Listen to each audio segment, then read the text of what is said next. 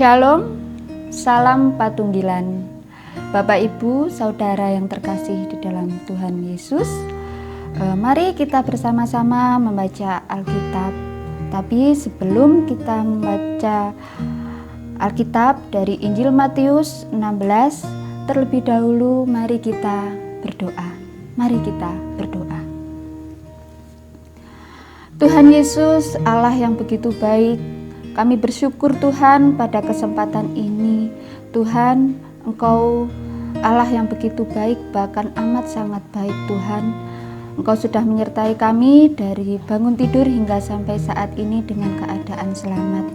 Kami akan merenungkan akan firman-Mu Tuhan, kiranya Engkau urapi dengan urapan kuasa Roh Kudus-Mu, sehingga apa yang kami baca dan kami renungkan ini dapat bertumbuh di dalam kehidupan iman kami sehari-hari. Terima kasih Tuhan Yesus, di dalam nama Tuhan kami Yesus Kristus kami berdoa. Haleluya, amin.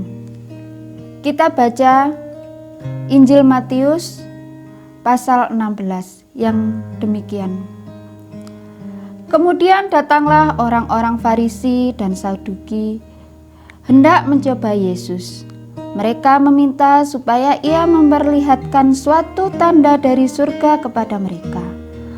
Tetapi jawab Yesus, pada petang hari karena langit merah, kamu berkata, hari akan cerah.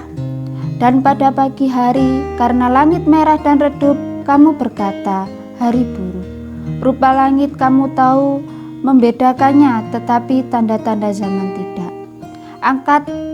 Angkatan yang jahat dan tidak setia itu menurut suatu tanda, tetapi kepada mereka tidak akan diberi tanda selain tanda Nabi Yunus. Lalu Yesus meninggalkan mereka dan pergi. Pada waktu murid-murid Yesus menyeberang danau, mereka lupa membawa roti. Yesus berkata kepada mereka, berjaga-jagalah dan waspadalah terhadap ragi orang Farisi dan Saduki. Maka mereka berpikir-pikir dan seorang berkata kepada yang lain, itu dikatakannya karena kita tidak membawa roti. Dan ketika Yesus mengetahui apa yang mereka perbincangkan, ia berkata, mengapa kamu memperbincangkan soal tidak ada roti? Hai orang-orang kurang percaya, sebelum juga kamu mengerti, tidak kamu ingat lagi akan 5 roti untuk 5.000 orang itu? Dan berapa bakul roti kamu kumpulkan kemudian? Ataupun akan 7 roti untuk 4.000 orang itu? Dan berapa bakul kamu mengumpulkan kemudian?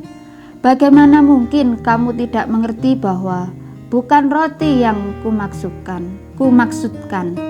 Aku berkata kepadamu, waspadalah terhadap ragi orang Farisi dan Saduki. Ketika itu, barulah mereka mengerti bahwa bukan maksudnya supaya mereka waspada terhadap ragi roti, melainkan terhadap ajaran orang Farisi dan Saduki. Setelah Yesus tiba daerah Kaisarea Filipi, ia bertanya kepada murid-muridnya, kata orang, siapakah anak manusia itu? Jawab mereka, ada yang mengatakan Yohanes Pembaptis, ada juga yang mengatakan Elia, dan ada pula yang mengatakan Yeremia atau salah seorang dari para nabi. Lalu Yesus bertanya kepada mereka, tetapi apa katamu? Siapakah aku ini? Maka jawab Simon Petrus, engkau adalah Mesias, Anak Allah yang hidup. Kata Yesus kepadanya, berbahagialah engkau Simon bin Yunus, sebab bukan manusia yang menyatakan itu kepadamu, melainkan Bapa-Ku yang di surga. Dan aku pun berkata kepadamu, engkau adalah Petrus, dan di atas batu karang ini aku akan mendirikan jemaatku, dan alam maut tidak akan menguasainya.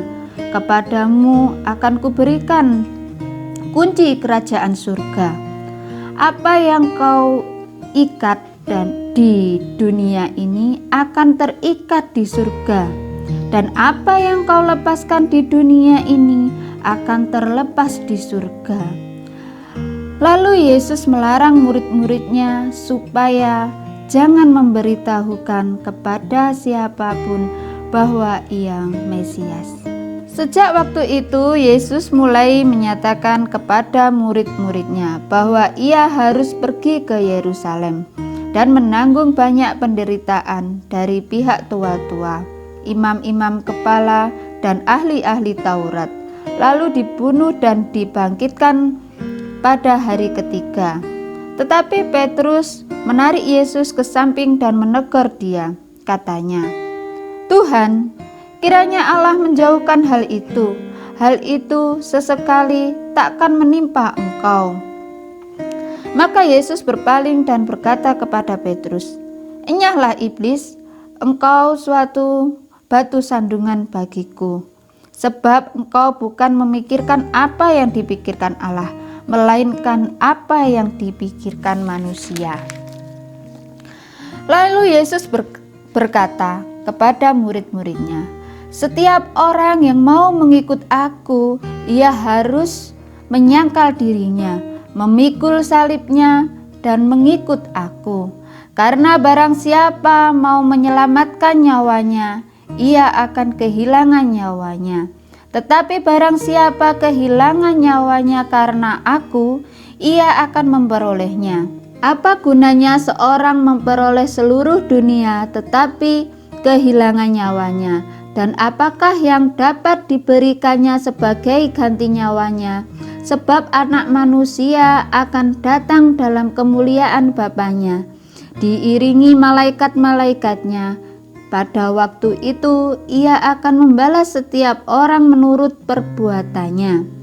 Aku berkata kepadamu, sesungguhnya di antara orang yang hadir di sini ada yang tidak akan mati sebelum mereka melihat Anak Manusia datang sebagai Raja dalam kerajaannya. Berbahagia setiap kita yang mau membaca, merenungkan firman Tuhan di dalam kehidupan kita sehari-hari. Amin. Mari kita berdoa. Terima kasih Tuhan Yesus, bahwa kesempatan pada saat ini kami sudah membaca firman-Mu Tuhan. Kiranya firman yang kami baca ini dapat berguna di dalam kehidupan kami sehari-hari.